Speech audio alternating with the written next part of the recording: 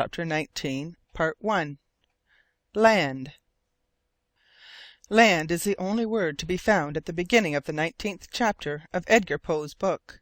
I thought it would be a good idea, placing after it a note of interrogation, to put it as a heading to this portion of our narrative. Did that word, dropped from our foremast head, indicate an island or a continent? And, whether a continent or an island, did not a disappointment await us? Could they be there whom we had come to seek? And Arthur Pym, who was dead, unquestionably dead in spite of Dirk Peters' assertions, had he ever set foot on this land? When the welcome word resounded on board the Jane on the 17th January 1828, a day full of incidents according to Arthur Pym's diary, it was succeeded by "Land on the starboard bow." Such might have been the signal from the masthead of the Halbrane. The outline of land, lightly drawn above the sky line, were visible on this side. The land announced to the sailors of the Jane was the wild and barren Bennet Islet. Less than 1 degree south of it lay Tsalal Island, then fertile, habitable, and inhabited, and on which Captain Len Guy had hoped to meet his fellow countrymen. But what would this unknown island, 5 degrees further off in the depths of the Southern Sea, be for our schooner? Was it the goal so ardently desired, and so earnestly sought for? Were the two brothers, William and Len Guy, to meet at this place? Would the Halbrane come there to the end of a voyage, whose success would be definitely secured by the restoration of the survivors of the Jane to their country? I repeat that I was just like the half-breed. Our aim was not merely to discover the survivors, nor was success in this matter the only success we looked for. However, since land was before our eyes, we must get nearer to it first. That cry of land caused an immediate diversion of our thoughts. I no longer dwelt upon the secret Dirk Peters had just told me, and perhaps the half-breed forgot it also, for he rushed to the bow and fixed his eyes immovably on the horizon. As for West, whom nothing could divert from his duty, he repeated his commands. Gratian came to take the helm, and Hearne was shut up in the hold. On the whole this was a just punishment, and none of the old crew protested against it, for Hearne's inattention awkwardness had really endangered the schooner for a short time only. 5 or 6 of the Falkland sailors did, however, murmur a little. A sign from the mate silenced them, and they returned at once to their posts. Needless to say, Captain Len Guy, upon hearing the cry of the look-out man, had tumbled up from his cabin, and eagerly examined this land at 10 or 12 miles distance. As I have said, I was no longer thinking about the secret Dirk Peters had confided to me. Besides, so long as the secret remained between us two, and neither would betray it, there was nothing to fear. But if ever an unlucky accident were to reveal to Martin Holt that his brother's name had been changed to Parker, that the unfortunate man had not perished in the shipwreck of the Grampus, but had been sacrificed to save his companions from perishing hunger, that Dirk Peters, to whom Martin Holt himself owed his life, had killed him with his own hand, what might not happen then? This was the reason why the half-breed shrank from any expression of thanks from Martin Holt, why he avoided Martin Holt, the victim's brother. The boatswain had just struck 6 bells. The schooner was sailing with the caution demanded by navigation in unknown seas. There might be shoals or reefs barely hidden under the surface, on which she might run aground or be wrecked. As things stood with the Halbrane, and even admitting that she could be floated again, an accident would have rendered her return impossible before the winter set in. We had urgent need that every chance should be in our favour, and not one against us. West had given orders to shorten sail. When the boatswain had furled the top-gallant sail, the topsail, and the royal, the Halbrane remained under her mainsail, her foresail, and her jib, sufficient canvas to cover the distance that separated her from land in a few hours. Captain Len Guy immediately heaved the lead, which showed a depth of 20 fathoms. Several other soundings showed that the coast, which was very steep, was probably prolonged like a wall under the water. Nevertheless, as the bottom might happen to rise sharply instead of following the slope of the coast, we did not venture to proceed out of the sounding line in hand. The weather was still beautiful, although the sky was overcast by a mist from the southeast to southwest. Owing to this there was some difficulty in identifying the vague outlines which stood out like a floating vapour in the sky, disappearing and then reappearing between the breaks of the mist. However, we all agreed to regard this land as from 25 to 30 fathoms in height, at least at its highest part. No, we would not admit that we were the victims of a delusion, and yet our uneasy minds feared that it might be so. Is it not natural, after all, for the heart to be assailed by 1,000 apprehensions as we near the end of any enterprise? At this thought my mind became confused and dreamy. The Halbrane seemed to be reduced to the dimensions of a small boat lost in this boundless space, the contrary of that limitless sea of which Edgar Poe speaks, where, like a living body, the ship grows larger. When we have charts or even sailing directions instruct us concerning the hydrography of the coasts, the nature of the landfalls, the bays and the creeks, we may sail along boldly.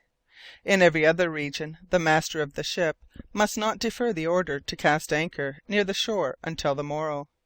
But where we were, what an amount of prudence was necessary! And yet no manifest obstacle was before us. Moreover, we had no cause to fear that the light would fail us during the sunny night. At this season the sun did not set so soon under the western horizon, and its rays bathed the vast Antarctic zone in unabated light. From that day forward the ship's log recorded that the temperature fell continuously. The thermometer in the air and in the shade did not mark more than 32 degrees, 0 degrees Fahrenheit, and when plunged into the water it only indicated 26 degrees, 3.33 degrees Celsius below zero. What could be the cause of this fall, since we were at the height of the southern summer? The crew were obliged to resume their woolen clothing, which they had left off a month previously. The schooner, however, was sailing before the wind, and these first cold blasts were less keenly felt. Yet we recognized the necessity of reaching our goal as soon as possible. To linger in this region, or to expose ourselves to the danger of wintering out, would be to tempt Providence. Captain Len Guy tested the direction of the currents by heavy lead lines, and discovered that it was beginning to deviate from its former course. "Whether it is a continent," he said, "that lies before us, or whether it is an island, we have at present no means of determining. If it be a continent, we must conclude that the current has an issue towards the southeast." "And it is quite possible," I replied, "that the solid part of the Antarctic region may be reduced to a mere polar mound. In any case, it is well to note any of those observations which are likely to be accurate." "That is what I am doing, Mr. Jeorling, and we shall bring back a mass of information about this portion of the Southern Sea, which will prove useful to navigators." "If ever any venture to come so far south, captain. We have penetrated so far, thanks to the help of particular circumstances, the earliness of the summer season, an abnormal temperature, and a rapid thaw. Such conditions may only occur once in 20 or 50 years. Wherefore, Mr. Jeorling, I thank Providence for this, and hope revives in me to some extent. As the weather has been constantly fine, what is there to make it impossible for my brother and my fellow countrymen to have landed on this coast, whither the wind and the tide bore them? What our schooner has done, their boat may have done. They surely did not start on a voyage which might be prolonged to an indefinite time without a proper supply of provisions. Why should they not have found the resources as those afforded to them by the island of Tsalal during many long years? They had ammunition and arms elsewhere. Fish abound in these waters, waterfowl also. Oh yes, my heart is full of hope, and I wish I were a few hours older." Without being quite so sanguine as Len Guy, I was glad to see he had regained his hopeful mood. Perhaps his investigations were successful. I might be able to have them continued in Arthur Pym's interest, even into the heart of this strange land which we were approaching. The Halbrane was going along slowly on these clear waters, which swarmed with fish belonging to the same species as we had already met. The sea birds were more numerous, and were evidently not frightened, for they kept flying around the mast, or perching in the yards.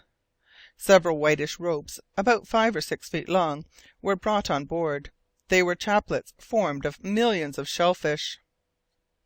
Whales, spouting jets of feathery water from their blow-holes, appeared at a distance, and I remarked that all of them took a southerly direction. There was therefore reason to believe that the sea extended far and wide in that direction. The schooner covered 2 or 3 miles of her course without any increase of speed. This coast evidently stretched from north-west to south-east. Nevertheless, the telescopes revealed no distinctive features, even after 3 hours' navigation. The crew, gathered together on the forecastle, were looking on without revealing their impressions. West, after going aloft to the fore-cross trees, where he had remained 10 minutes, had reported nothing precise. Stationed at the port side, leaning my elbows on the bulwarks, I closely watched the skyline, broken only towards the east. At this moment the boatswain rejoined me, and without preface said, "Will you allow me to give you my opinion, Mr. Jeorling?"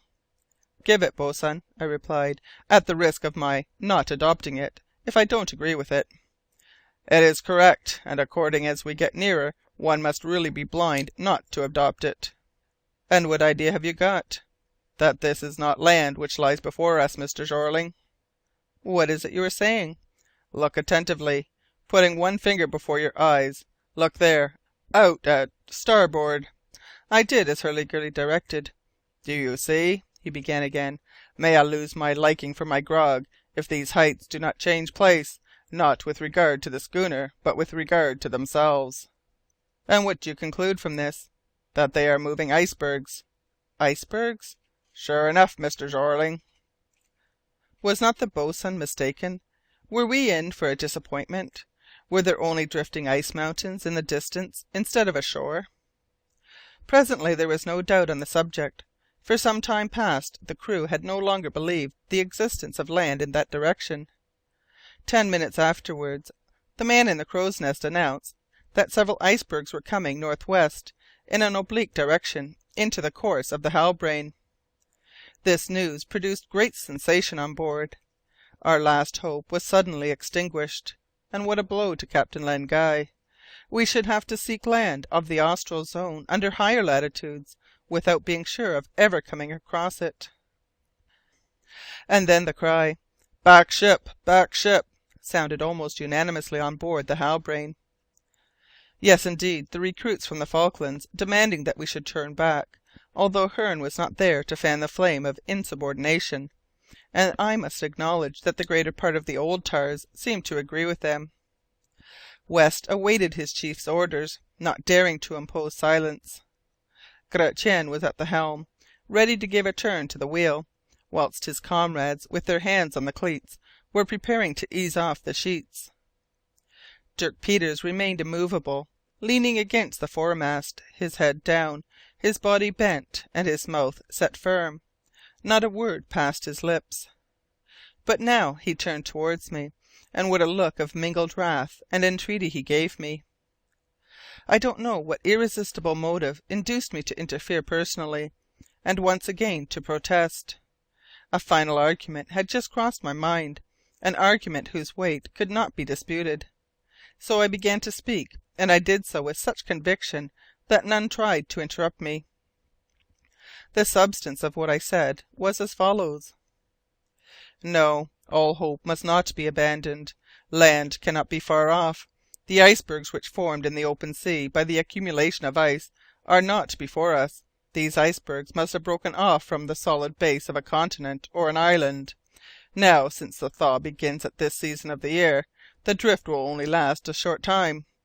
Behind them we must meet the coast on which they were formed.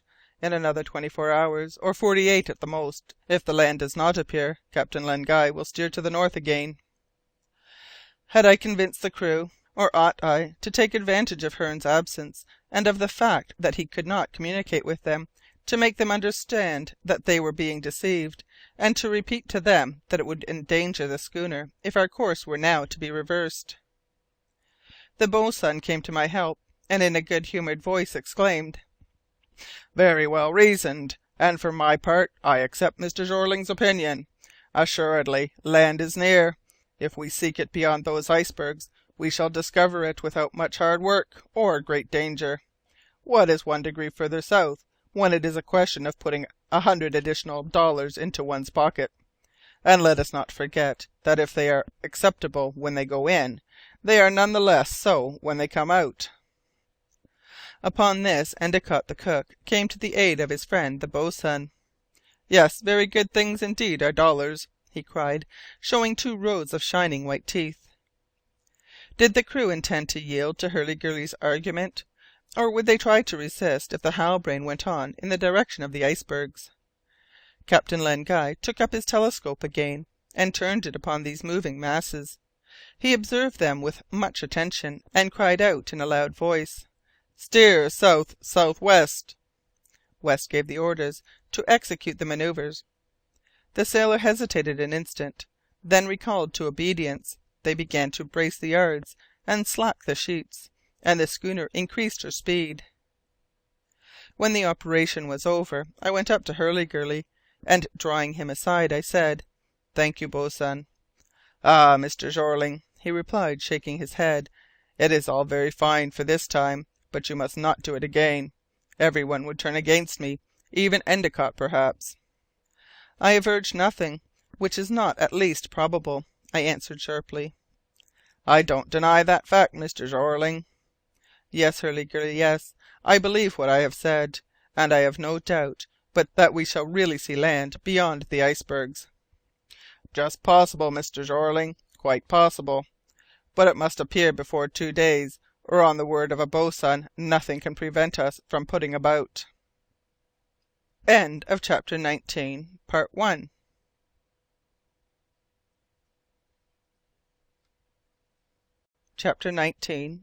2. Land. During the next 24 hours the Halbrane took a south-southwesterly course.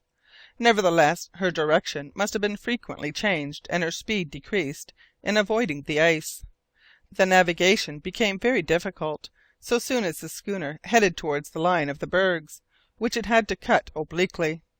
However, there were none of the packs which blocked up all access to the icebergs on the 67th parallel. The enormous heaps were melting away with majestic slowness. The ice blocks appeared quite new, to employ a perfectly accurate expression, and perhaps they had only been formed some days. However, with a height of 150 feet, their bulk must have been calculated by millions of tons. West was watching closely in order to avoid collisions, and did not leave the deck even for an instant. Until now Captain Len Guy had always been able to rely upon the indications of the compass. The magnetic pole, still hundreds of miles off, had no influence on the compass, its direction being east. The needle remained steady and might be trusted. So, in spite of my conviction, founded, however, on very serious arguments, there was no sign of land, and I was wondering whether it would not be better to steer more to the west, at the risk of removing the Halbrane from that extreme point where the meridians of the globe cross each other. Thus the hours went by, and I was only allowed 48. It was only too plain that lack of courage prevailed, and that every one was inclined to be insubordinate. Another day and a half. I could no longer contend with the general discontent.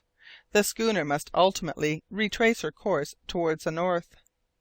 The crew were working in silence, while West was giving sharp orders for manoeuvring through the channels, sometimes luffing in order to avoid a collision, now bearing away almost square before the wind.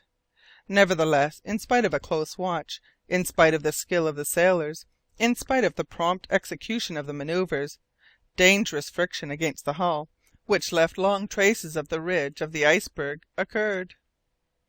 And in truth the bravest could not repress a feeling of terror when thinking that the planking might have given way, and the sea have invaded us. The base of these floating ice mountains was very steep, so that it would have been impossible for us to land upon one. Moreover, we saw no seals, these usually very numerous where the ice fields abounded, nor even a flock of the screeching penguins, which, on other occasions, the Halbrane sent diving by myriads as she passed through them. The birds themselves seemed rarer and wilder. Dread, from which none of us could escape, seemed to come upon us from these desolate and deserted regions. How could we still entertain a hope that the survivors of the Jane had found shelter, and obtained means of existence in those awful solitudes? And if the Halbrane were also shipwrecked, would there remain any evidence of her fate? Since the previous day, from the moment our southern course had been abandoned to cut the line of the icebergs, a change had taken place in the demeanour of the half-breed. Nearly always crouched down at the foot of the foremast, looking afar into the boundless space, he only got up in order to lend a hand to some manoeuvre, and without any of his former vigilance or zeal. Not that he had ceased to believe that his comrade of the Jane was still living. That thought never even came into his mind. But he felt by instinct that the traces of poor Pym were not to be recovered by following this course. "Sir," he would have said to me, "this is not the way. No, this is not the way." And how could I have answered him? Towards 7 o'clock in the evening a rather thick mist arose. This would tend to make the navigation of the schooner difficult and dangerous. The day, with its emotions of anxiety and alternatives, had worn me out, so I returned to my cabin, where I threw myself on my bunk in my clothes. But sleep did not come to me, owing to my besetting thoughts. I willingly admit that the constant reading of Edgar Poe's works, and reading them in this place, in which his heroes delighted, had exercised an influence on me which I did not fully recognize. To-morrow the 48 hours would be up, the last concession which the crew had made to my entreaties. "Things are not going as you wish?" the boatswain said to me, just as I was leaving the deck. No, certainly not, since land was not to be seen behind the fleet of icebergs. If no sign of a coast appeared between these moving masses, Captain Len Guy would steer north to-morrow. Ah, were I only master of the schooner!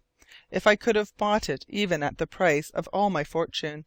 If these men had been my slaves to drive by the lash, the Halbrane should never have given up this voyage, even if it led her so far as the point above which flames the Southern Cross. My mind was quite upset, and teemed with 1,000 thoughts, 1,000 regrets, 1,000 desires. I wanted to get up, but a heavy hand held me down in my bunk, and I longed to leave this cabin, where I was struggling against nightmare in my half sleep, to launch one of the boats of the Halbrane, to jump into it with Dirk Peters, who would not hesitate about following me, and so abandon both of us to the current running south. And lo, I was doing this in a dream. It is to-morrow. Captain Len Guy has given orders to reverse our course, after a last glance at the horizon. One of the boats is in tow. I warn the half-breed. We creep along without being seen. We cut the painter. Whilst the schooner sails on ahead, we stay astern, and the current carries us off. Thus we should drift on the sea without hindrance. At length our boat stops. Land is there. I see a sort of Sphinx surmounting the southern peak. The sea Sphinx. I go to him. I question him. He discloses the secrets of these mysterious regions to me. And then the phenomenon, whose reality Arthur Pym asserted appear around the mystic monster. The certain flickering of vapours, striped with luminous rays, is rent asunder, and it is not a face of superhuman grandeur which arises before my astonished eyes. It is Arthur Pym, fierce guardian of the South Pole, flaunting the ensign of the United States in those high latitudes. Was this dream suddenly interrupted, or was it changed by a freak of my brain? I cannot tell, but I felt as though I had been suddenly awakened.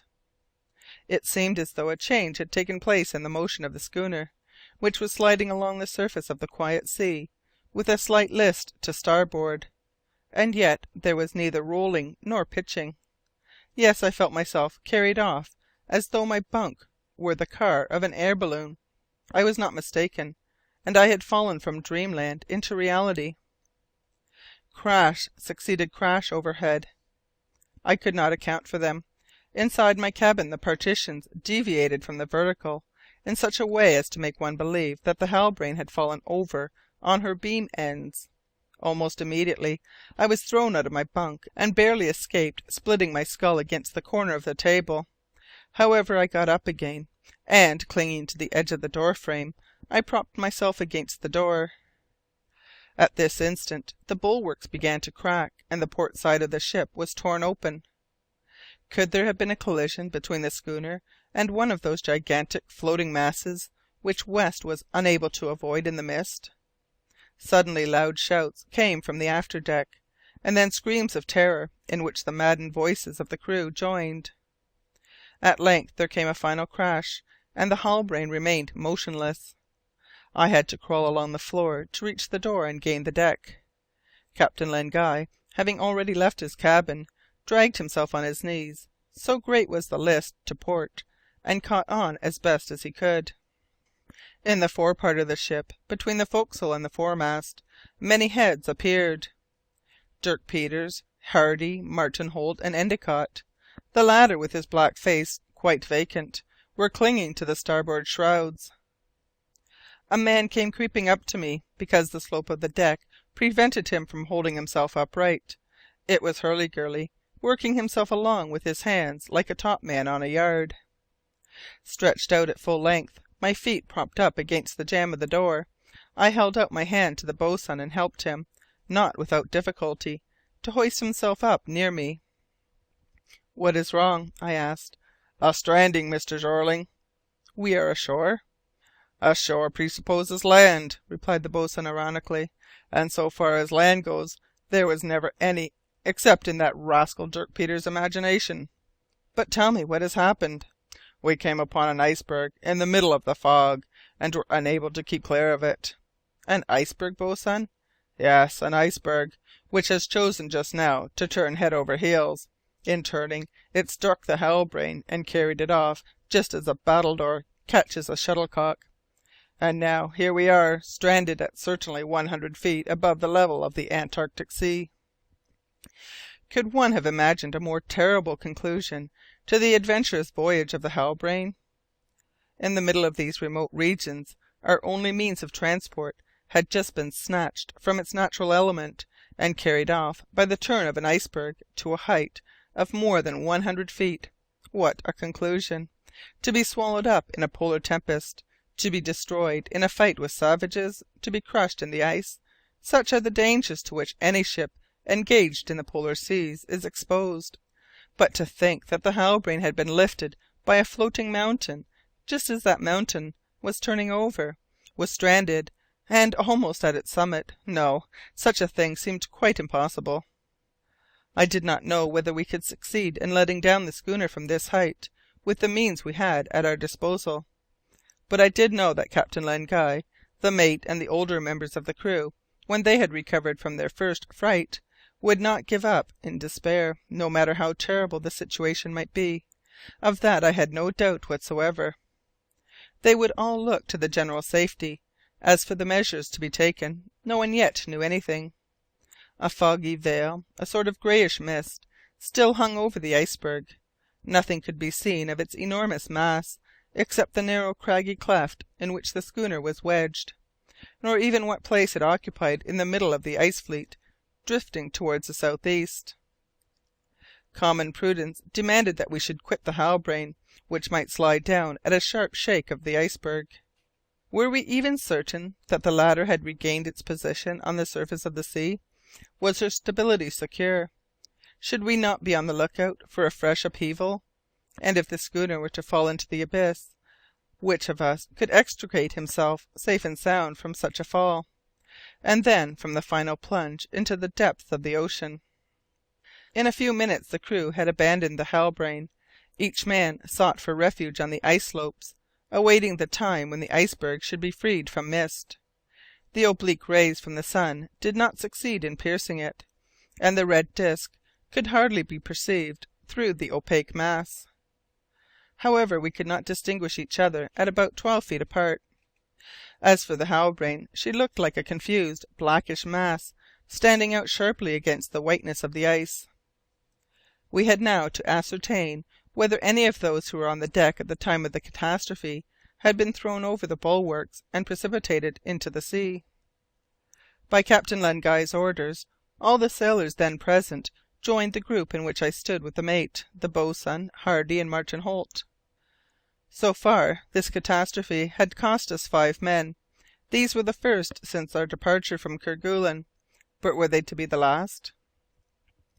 There was no doubt that these unfortunate fellows had perished, because we called to them in vain, and in vain we sought for them, when the fog abated along the sides of the iceberg, at every place where they might have been able to catch on to a projection. When the disappearance of the 5 men had been ascertained, we fell into despair. Then we felt more keenly than before the dangers which threatened every expedition to the Antarctic zone. "What about Hearne?" said a voice. Martin Holt pronounced the name at a moment when there was general silence. Had the sailing master been crushed to death in the narrow part of the hold where he was shut up? West rushed towards the schooner, hoisted himself on board by the means of a rope hanging over the bows, and gained the hatch which gives access to that part of the hold. We waited, silent and motionless, to learn of the fate of Hearne, although the evil spirit of the crew was but little worthy of our pity. And yet, how many of us were then thinking that if we had heeded his advice, and if the schooner had taken the northern course, a whole crew would have not been reduced to take refuge on a drifting ice mountain. I scarcely dared to calculate my own share of the vast responsibility, I who had so vehemently insisted on the prolongation of the voyage. At length the mate reappeared on deck, and Hearne followed him. By miracle, neither the bulkheads nor the ribs nor the planking had yielded at the place where the sealing master was confined. Hearne rejoined his comrades without opening his lips, and we had no further trouble about him. Towards 6 o'clock in the morning the fog cleared off, owing to a marked fall in the temperature. We had no longer to do with completely frozen vapour, but had to deal with the phenomenon called frost rime, which often occurs in these high latitudes. Captain Len Guy recognized it by the quantity of prismatic threads, the point following the wind, which roughened the light ice crust deposited on the sides of the iceberg. Navigators know better than to confound this frost rime with the hoar frost of the temperate zones, which only freezes when it has been deposited on the surface of the soil. We were now enabled to estimate the size of the solid mass on which we are clustered like flies on a sugar loaf, and the schooner, seen from below, looked no bigger than the yawl of a trading vessel. The iceberg, of between 300 and 400 fathoms in circumference, measured from 130 to 140 feet high. According to all calculations, therefore, its depth would be 4 or 5 times greater, and it would consequently weigh millions of tons. This is what had happened. The iceberg, having been melted away at its base by contact with warmer waters, had risen little by little. Its centre of gravity had become displaced, and its equilibrium could only be re-established by a sudden capsize, which had lifted up the part that had been underneath above the sea level. The Halbrane, caught in this movement, was hoisted as by an enormous lever. Numbers of icebergs capsize thus on the polar seas, and form one of the greatest dangers to which approaching vessels are exposed. Our schooner was caught in a hollow on the west side of the iceberg. She listed to starboard, with her stern raised and her bow lowered. We could not help thinking that the slightest shake would cause her to slide along the slope of the iceberg into the sea. The collision had been so violent as to stave in some of the planks of her hull. After the first collision, the galley situated before the foremast had broken its fastenings. The door between Captain Len Guy's and the mate's cabins was torn away from the hinges. The topmast and the topgallant mast had come down after the backstays parted, and fresh fractures could plainly be seen as high as the cap of the masthead. Fragments of all kinds, yards, spars, a part of the sails, breakers, cases, hen coops were probably floating at the foot of the mast and drifting with it. The most alarming part of our situation was the fact that of the 2 boats belonging to the Halbrane, one had been stove in when we grounded, and the other, the larger of the 2, was still hanging on by its tackles to the starboard davits. Before anything else was done, this boat had to be put in a safe place, because it might prove our only means of escape. As a result of the first examination, we found that the lower masts had remained in their places, and might be of use if ever we succeeded in releasing the schooner. But how were we to release her from her bed in the ice, and restore her to her natural element? When I found myself with Captain Len Guy, the mate, and the boatswain, I questioned them on this subject. "I agree with you," replied West, "that the operation involves great risks, but since it is indispensable, we will accomplish it. I think it will be necessary to dig out a sort of slide down to the base of the iceberg." "And without the delay of a single day," added Captain Len Guy. "Do you hear, boatswain?" said Jem West. "Work begins to-day." "I hear, and every one will set himself to the task," replied Hurliguerly. "If you allow me, I shall just make one observation, captain." "What is it?" "Before beginning the work, let us examine the hull, and see what the damage is, and whether it can be repaired. For what use would it be to launch a ship stripped of her planks, which would go to the bottom at once?" We complied with the boatswain's just demand. The fog having cleared off, a bright sun then illuminated the eastern side of the iceberg, whence the sea was visible round a large part of the horizon. Here the sides of the iceberg showed rugged projections, ledges, shoulders, and even flat instead of smooth surfaces, giving no foothold. However, caution would be necessary in order to avoid the falling of those unbalanced blocks, which a single shock might set loose; and, as a matter of fact, during the morning several of these blocks did roll into the sea with a frightful noise, just like an avalanche. On the whole, the iceberg seemed to be very steady on its new base. So long as the centre of gravity was below the level of the waterline, there was no fear of a fresh capsize. I had not yet had an opportunity of speaking to Dirk Peters since the catastrophe. As he had answered to his name, I knew he was not numbered among the victims. At this moment I perceived him standing on a narrow projection. Needless to specify the direction in which his eyes were turned. Captain Len Guy, the mate, the boatswain, Hardy, and Martin Holt, whom I accompanied, went up again towards the schooner, in order to make a minute investigation of the hull. On the starboard side the operation would be easy enough, because the Halbrane had listed to the opposite side. On the port side we would have to slide along to the keel as well as we could by scooping out the ice, in order to ensure the inspection of every part of the planking. After an examination which lasted 2 hours, it was discovered that the damage was of little importance, and could be repaired in short time. 2 or 3 planks were only wrenched away by the collision. In the inside the skin was intact, the ribs not having given way. Our vessel, constructed for the polar seas, had resisted where many others less solidly built would have been dashed to pieces. The rudder had indeed been unshipped, but that could be easily set right. Having finished our inspection inside and outside, we agreed that the damage was less considerable than we feared, and on that subject we became reassured.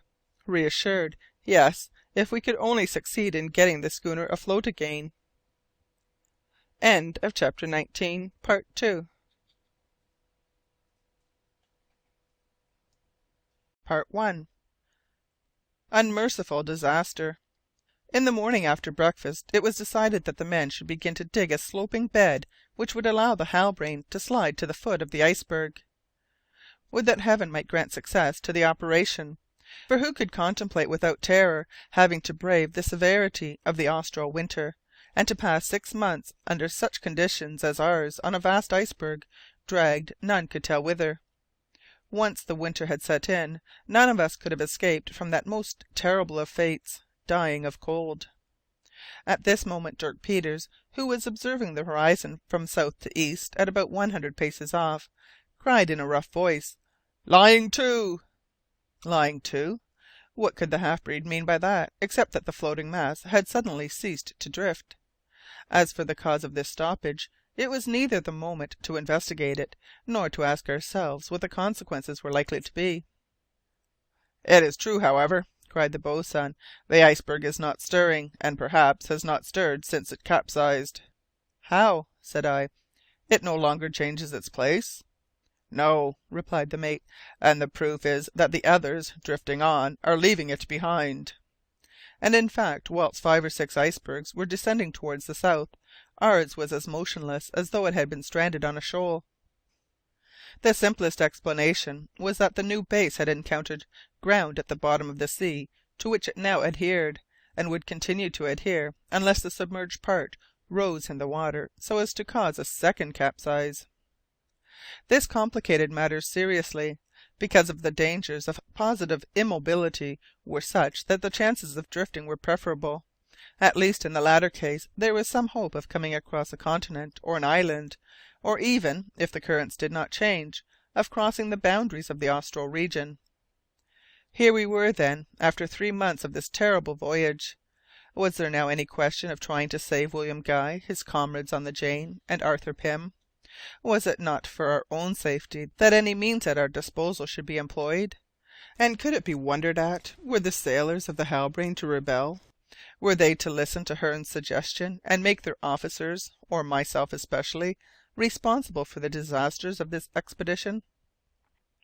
Moreover, was it likely to take place, since, notwithstanding their losses, the followers of the sealing master were still a majority of the ship's company? The question, I could clearly see, was occupying the thoughts of Captain Len Guy and West.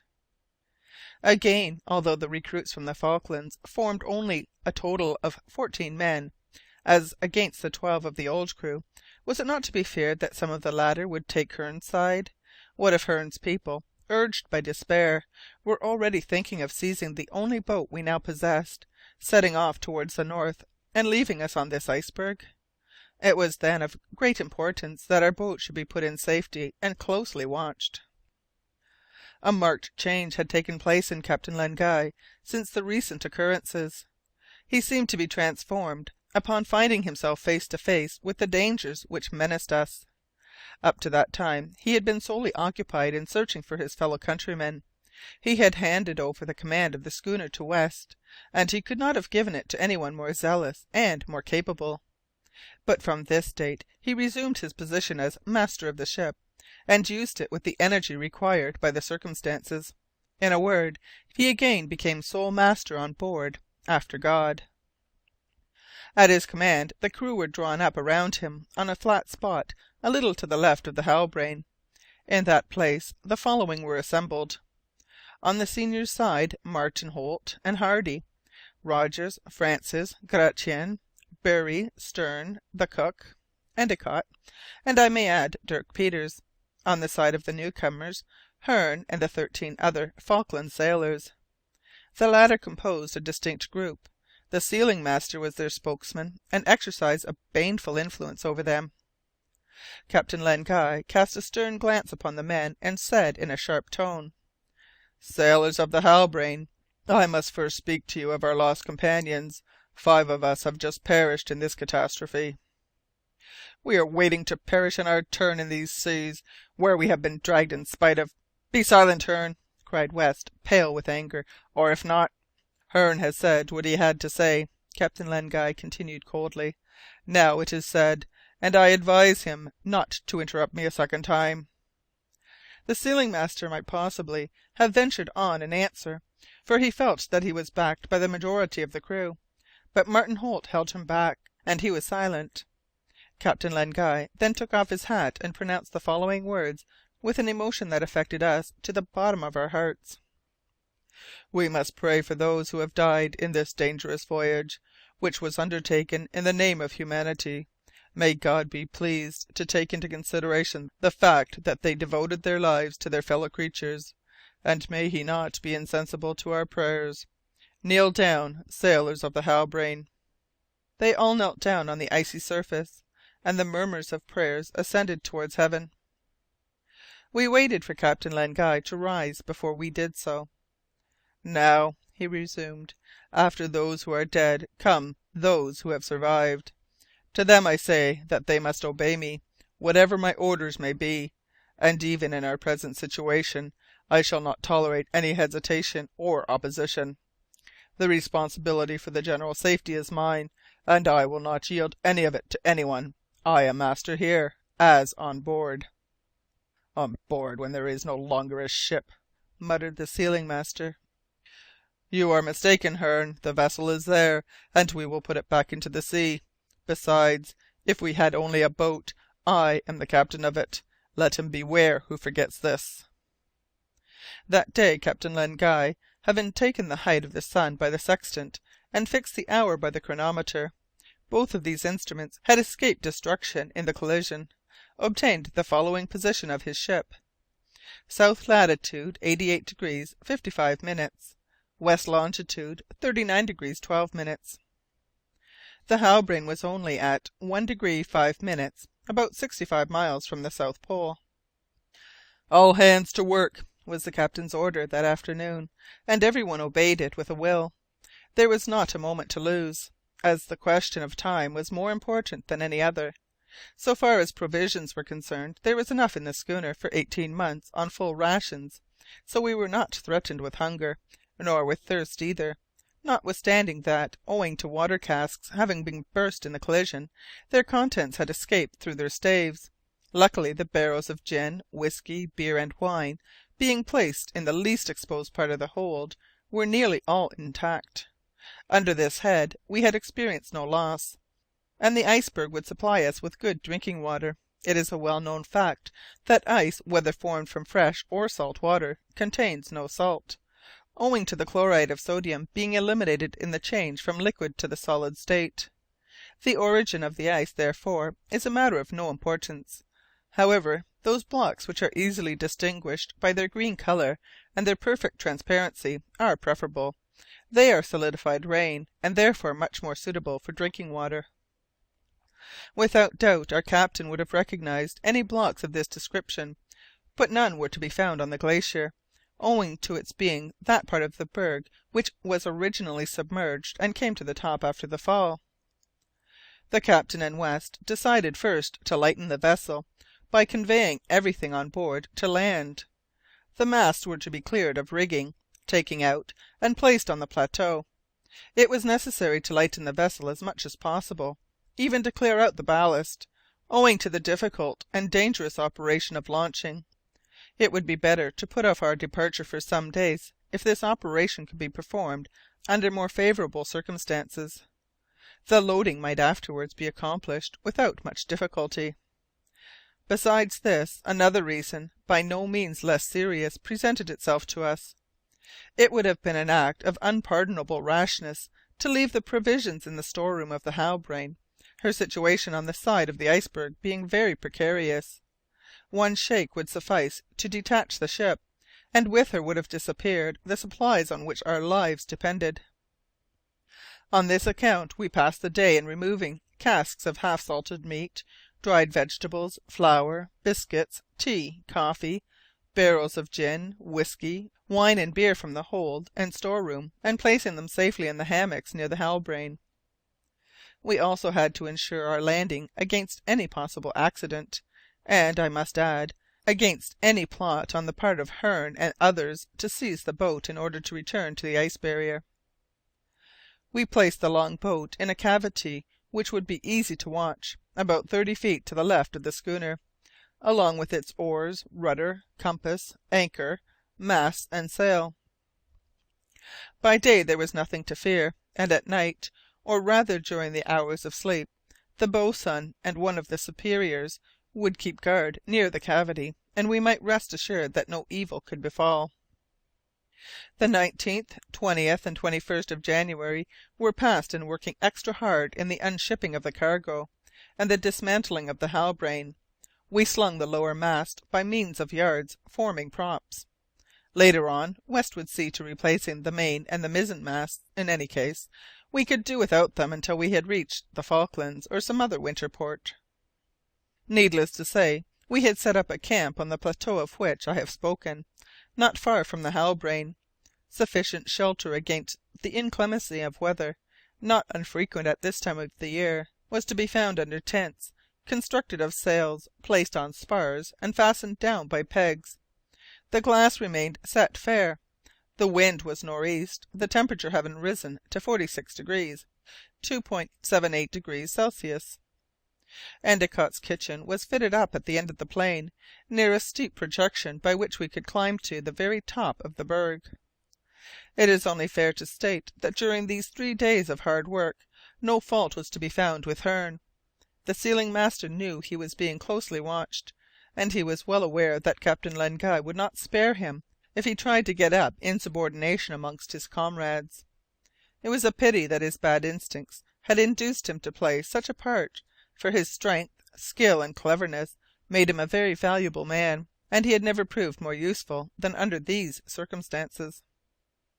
Was he changed for the better? Did he understand that the general good feeling was necessary for the safety of all?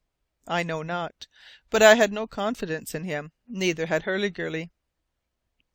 I need not dwell on the ardour with which the half-breed did the rough work, always first to begin and the last to leave off, doing as much as 4 men, and scarcely sleeping, only resting during meals, which he took apart from the others.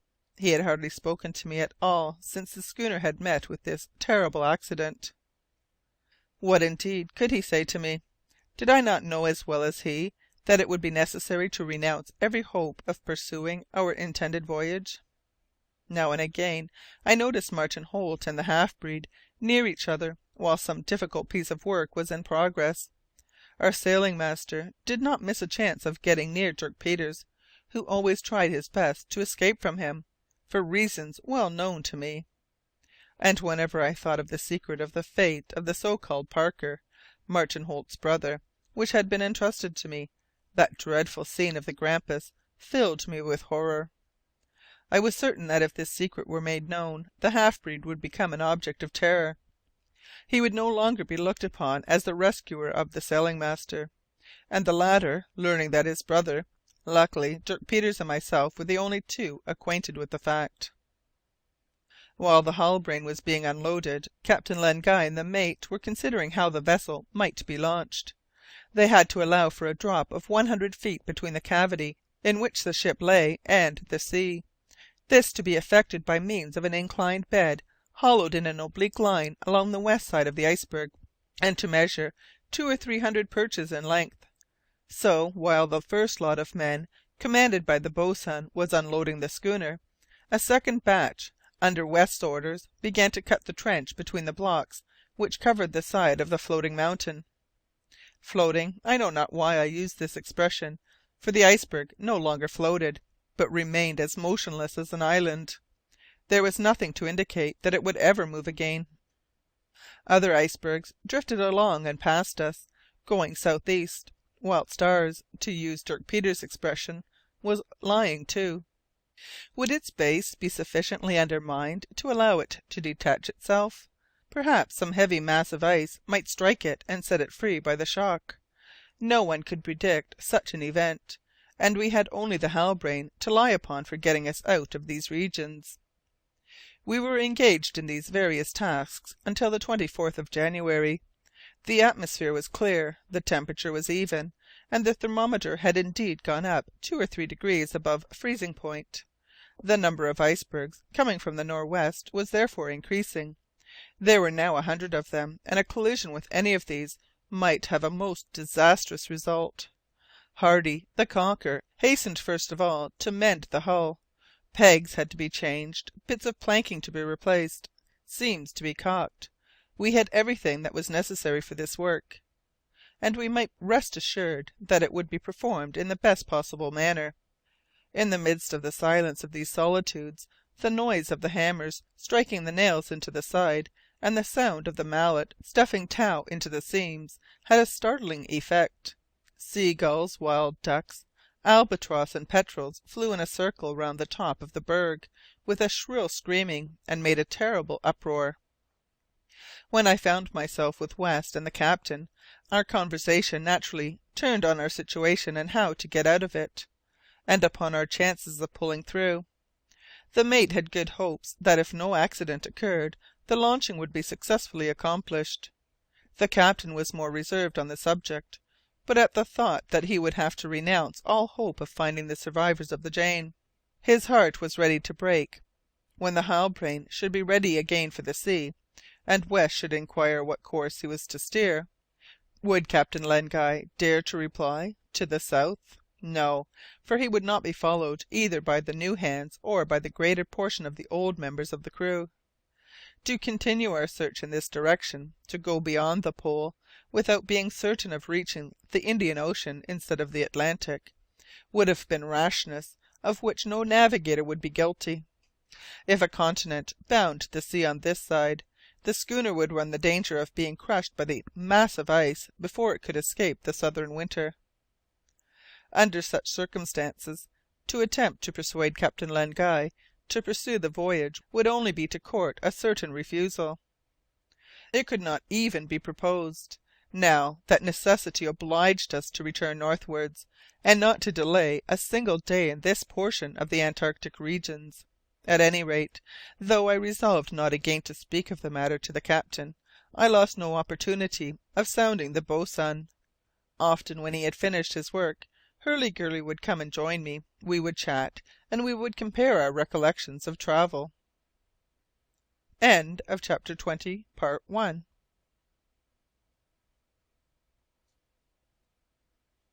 Chapter 20, part 2. Unmerciful disaster.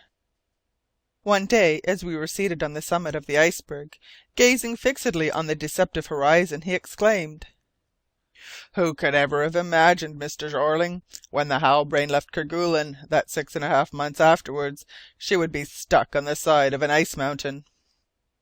"A fact much more to be regretted," I replied, "because only for that accident we should have attained our object, and we should have begun our return journey." "I didn't mean to contradict," replied the boatswain.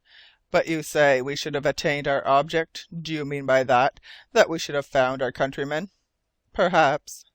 "I can scarcely believe such would have been the case, Mr. Jeorling, although this was the principal and perhaps even the only object of our navigation in the polar seas."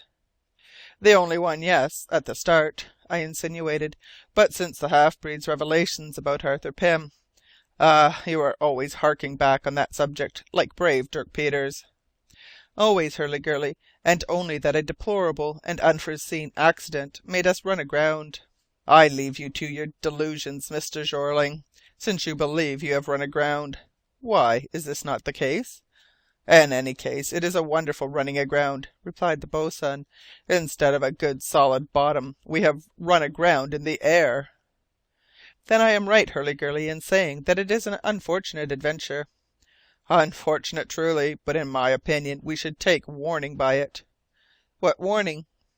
"That it is not permitted for us to venture so far in these latitudes, and I believe that the Creator forbids his creatures to climb to the summit of the poles." "Notwithstanding that, the summit of one pole is only 60 miles away from us now."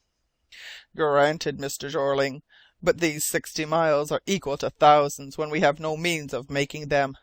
And if the launch of the schooner is not successful, here we are, condemned to winter quarters, which the polar bears themselves would hardly relish." I replied only by a shake of my head, which Hurliguerly could not fail to understand. "Do you know, Mr. Jeorling, of what I think oftenest?" "What do you think of, boatswain?" "Of the Kerguelens, whither we are certainly not travelling. Truly, in a bad season it was cold enough there. There is not much difference between this archipelago and the islands situated on the edge of the Antarctic Sea. But there one is not far from the Cape, and if we want to warm our shins, no iceberg bars the way. Whereas here it is the devil to weigh anchor, and one never knows if one shall find a clear course." "I repeat it, boatswain, if this last accident had not occurred, everything would have been over by this time, one way or another. We should still have had more than 6 weeks to get out of these southern seas.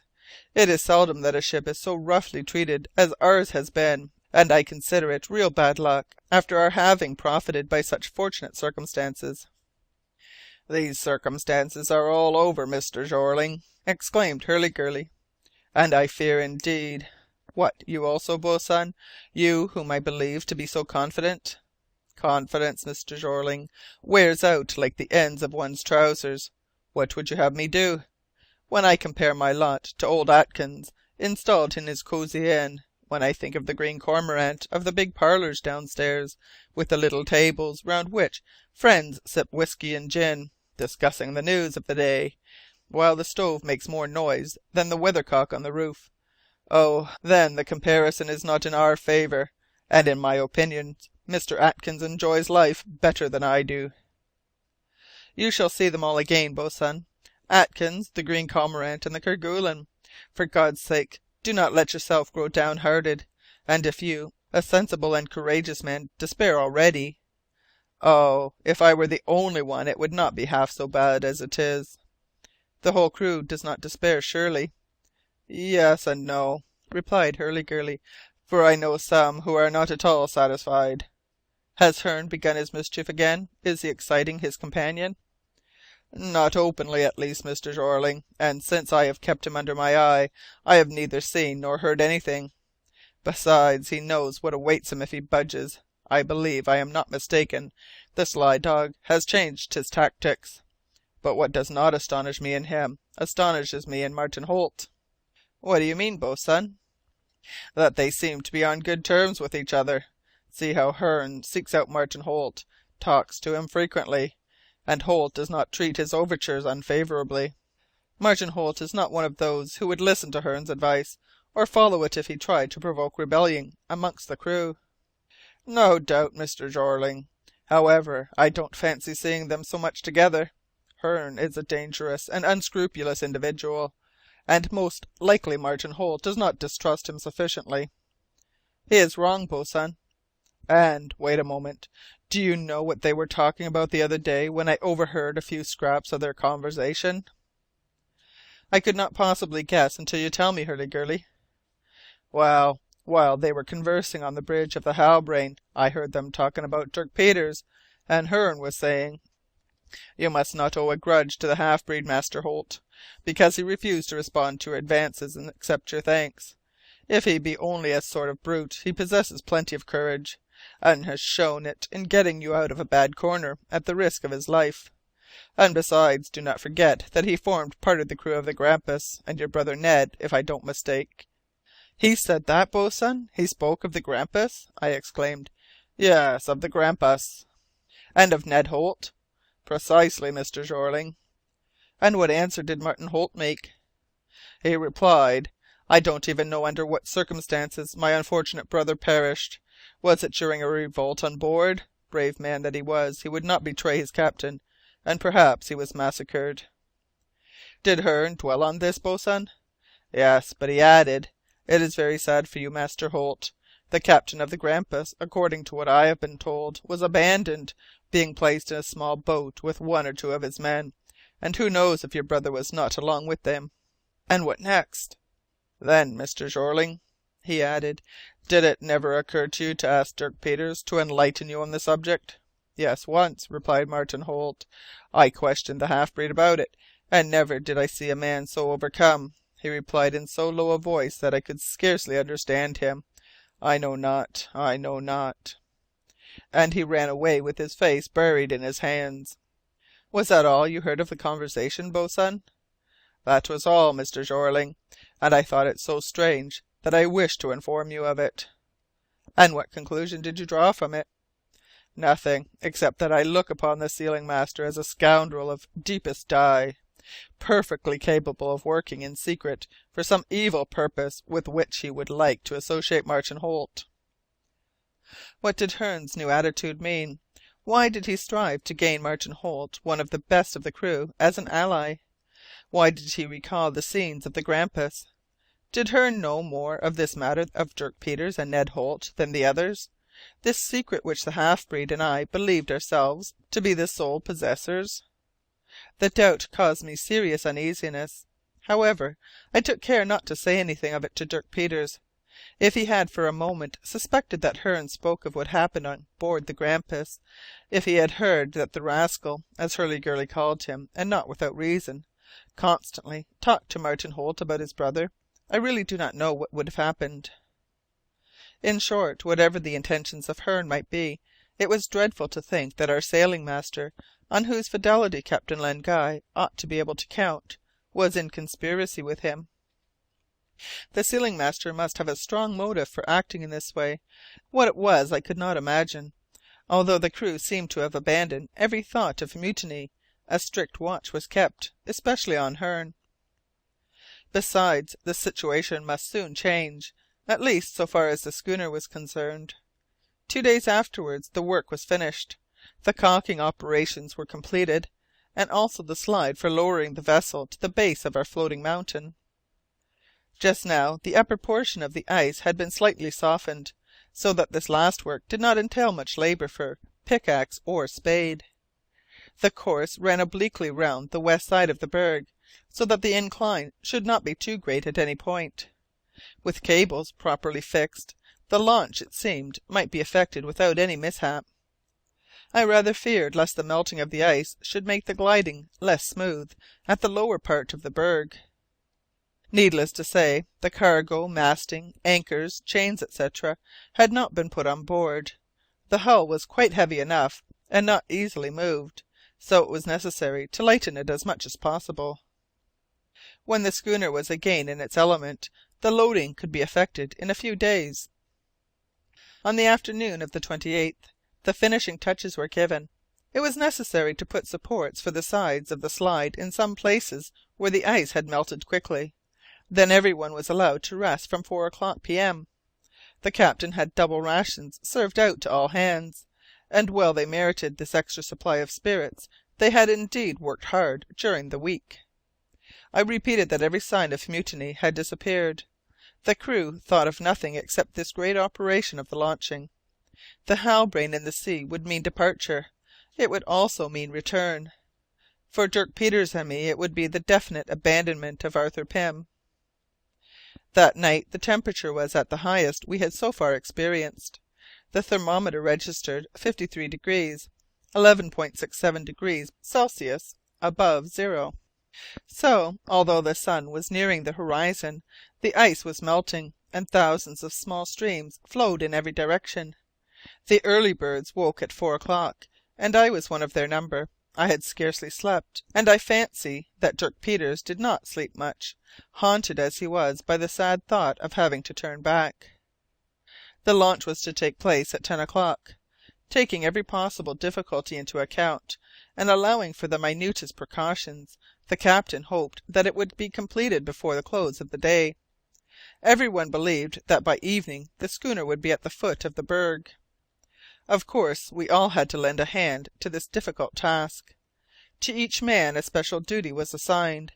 Some were employed to facilitate the sliding with wooden rollers if necessary, others to moderate the speed of the hull in case it became too great, by means of hawsers and cables. We breakfasted at 9 o'clock in the tents. Our sailors were perfectly confident, and could not refrain from drinking success to the event. And although this was a little premature, we added our hurrahs to theirs. Success seemed very nearly assured, as the captain and the mate had worked out the matter so carefully and skilfully. At last we were about to leave our encampment and take up our stations. Some of the sailors were there already, when cries of amazement and fear were raised. What a frightful scene, and short as it may have been, what an impression of terror it left on our minds! One of the enormous blocks which formed the bank of the mud bed where the Halbrane lay, having become loose owing to the melting of its base, had slipped and was bounding over the others down the incline. In another moment the schooner, being no longer retained in position, was swinging on this declivity. On board, on deck, in front, there were 2 sailors, Rogers and Gratian. In vain did the unfortunate men try to jump over the bulwarks.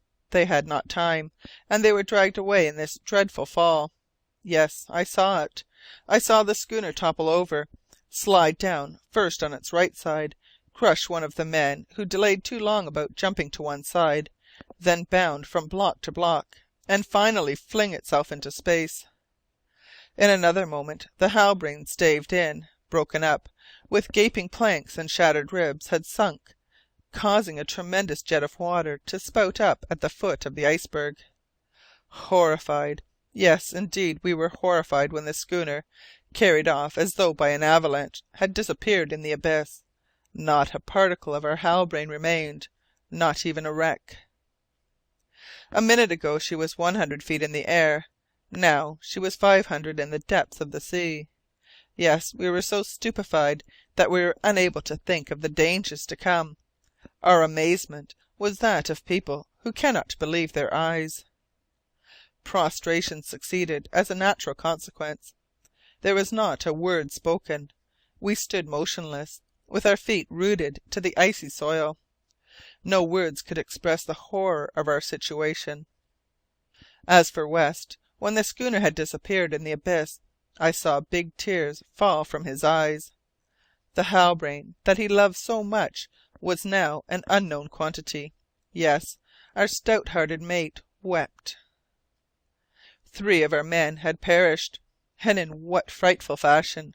I had seen Rogers and Gratian, 2 of our most faithful sailors, stretch out their hands in despair as they were knocked about by the rebounding of the schooner, and finally sink with her. The other man from the Falklands, an American, was crushed in its rush. His shapeless form lay in a pool of blood. 3 new victims within the last 10 days had to be inscribed on the register of those who died during this fatal voyage. Ah, fortune had favoured us up to the hour when the Halbrane was snatched from her own element, but her hand was now against us, and was not this last the worst blow? Must it not prove the stroke of death? The silence was broken by a tumult of despairing voices, whose despair was justified indeed by this irreparable misfortune. And I am sure that more than one thought it would have been better to have been on the Halbrane as she rebounded off the side of the iceberg.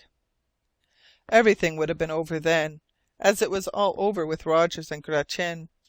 This foolish expedition would thus have come to a conclusion worthy of such rashness and imprudence. At last the instinct of self-preservation triumphed, and, except Hearne, who stood some distance off, and affected silence, all the men shouted, "To the boat! To the boat!" These unfortunate fellows were out of their mind. Terror led them astray. They rushed towards the crag where our one boat, which could not hold them all, had been sheltered during the unloading of the schooner. Captain Len Guy and Jem West rushed after them. I joined them immediately, followed by the boatswain. We were armed, and resolved to make use of our arms. We had to prevent these furious men from seizing the boat, which did not belong to a few, but to all. "Hallo, sailors!" cried the captain. "Hallo!" repeated West. "Stop there, or we fire on the first who goes a step further." Both threatened the men with their pistols. The boatswain pointed his gun at them. I held my rifle, ready to fire. It was in vain. The frenzied men heard nothing, would not hear anything, and one of them fell, struck by the mate's bullet, just as he was crossing the last block. He was unable to catch on to the bank with his hands, and slipping on the frozen slope, he disappeared in the abyss. Was this the beginning of a massacre? Would others let themselves be killed at this place? Would the old hands side with the newcomers? At that moment I remarked that Hardy, Martin Holt, Francis Bury, and Stern hesitated about coming over to our side, while Hearne, still standing motionless at some distance, gave no encouragement to the rebels. However, we could not allow them to become masters of the boat, to bring it down, to embark 10 or 12 men, and to abandon us to our certain fate on this iceberg. They had almost reached the boat, heedless of danger and deaf to threats, when a second report was heard, and one of the sailors fell by a bullet from the boatswain's gun. One American and one Fuegian, less to be numbered amongst the sealing master's partisans. Then, in front of the boat, a man appeared. It was Dirk Peters, who had climbed the opposite slope. The half-breed put one of his enormous hands on the stern, and with the other made a sign to the furious men to clear off. Dirk Peters being there, we no longer needed our arms, as he alone would suffice to protect the boat. And indeed, as 5 or 6 of the sailors were advancing, he went up to them, caught hold of the nearest by the belt, lifted him up, and sent him flying 10 paces off. The wretched man, not being able to catch hold of anything, would have rebounded into the sea had not Hearne seized him. Owing to the half-breed's intervention, the revolt was instantly quelled. Besides, we were coming up to the boat, and with us those of our men whose hesitation had not lasted long. No matter, the others were still 13 to our 10. Captain Len Guy made his appearance. Anger shone in his eyes. and with him was West, quite unmoved. Words failed the captain for some moments, but his look said what his tongue could not utter. At length, in a terrible voice, he said, "I ought to treat you as evil doers. However, I will only consider you as madmen. The boat belongs to everybody. It is now our only means of salvation, and you wanted to steal it like cowards. Listen attentively to what I say for the last time. This boat, belonging to the Halbrane, is now the Halbrane herself. I am captain of it, and let him who disobey me beware." With these last words Captain Len Guy looked at Hearne, for whom this warning was expressly meant. The sealing master had not appeared in the last scene, not openly at least, but nobody doubted that he had urged his comrades to make off with the boat, and that he had every intention of doing the same again. "Now to the camp," said the captain, "and you, Dirk Peters, remain here." The half-breed's only reply was to nod his big head and betake himself to his post. The crew returned to the camp without the least hesitation. Some lay down in their sleeping places, others wandered about. Hearne neither tried to join them nor go near Martin Holt.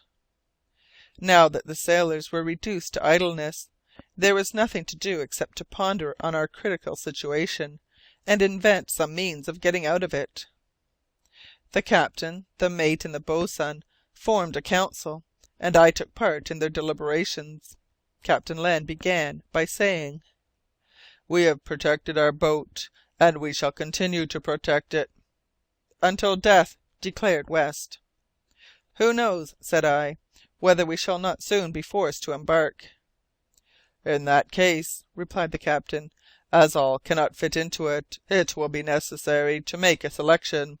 Lots shall determine which of us are to go, and I shall not ask to be treated differently from the others." "We have not come to that, luckily," replied the boatswain. "The iceberg is solid, and there is no fear of its melting before winter." "No," assented West, "that is not to be feared. What it behoves us to do is, while watching the boat, to keep an eye on the provisions." "We are lucky," added Hurliguerly, "to have put our cargo in safety. Poor dear Halbrane, she will remain in these seas like the Jane, her elder sister." Yes, without doubt, and I thought so for many reasons, the one destroyed by the savages of Tsalal, the other by one of these catastrophes that no human power can prevent. "You are right," replied the captain, "and we must prevent our men from plundering. We are sure of enough provisions for 1 year, without counting what we may get by fishing." "And it is so much more the necessary, captain, to keep a close watch, because I have seen some hovering about the spirit casks." "I will see to that," replied West. "But," I then asked, "had we not better prepare ourselves for the fact that we may be compelled to winter on this iceberg?" "May Heaven avert such a terrible probability," replied the captain. "After all, if it were necessary, we could get through it, Mr. Jeorling," said the boatswain. "We could hollow out sheltering places in the ice, so as to be able to bear the extreme cold of the pole, and so long as we had sufficient to appease our hunger." At this moment the horrid recollection of the Grampus came to my mind, the scenes in which Dirk Peters had killed Ned Holt, the brother of our sailing master. Should we ever be in such extremity? Would it not, before we proceed to set up winter quarters for 7 or 8 months, be better to leave the iceberg altogether, if such a thing were possible? I called the attention of Captain Len Guy and West to this point. This was a difficult question to answer, and a long silence preceded the reply.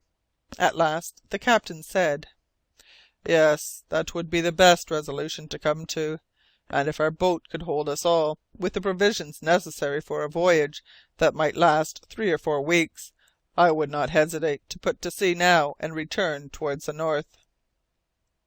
But I made them observe that we should be obliged to direct our course contrary to wind and current.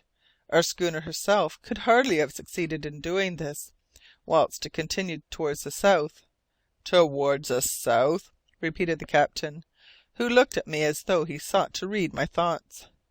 "Why not?" I answered. If the iceberg had not been stopped in its passage, perhaps it would have drifted to some land in that direction, and might not our boat accomplish what it would have done?"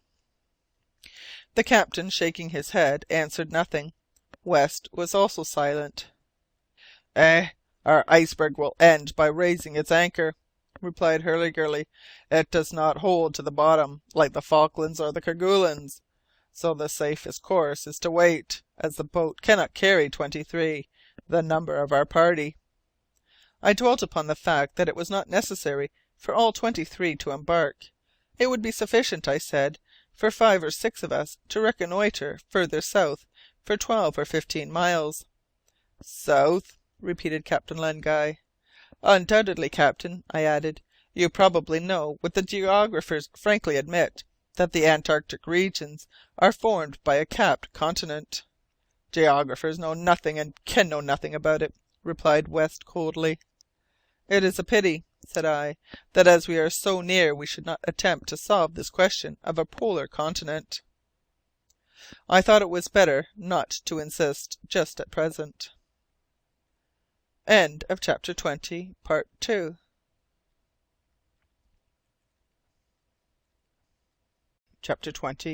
3.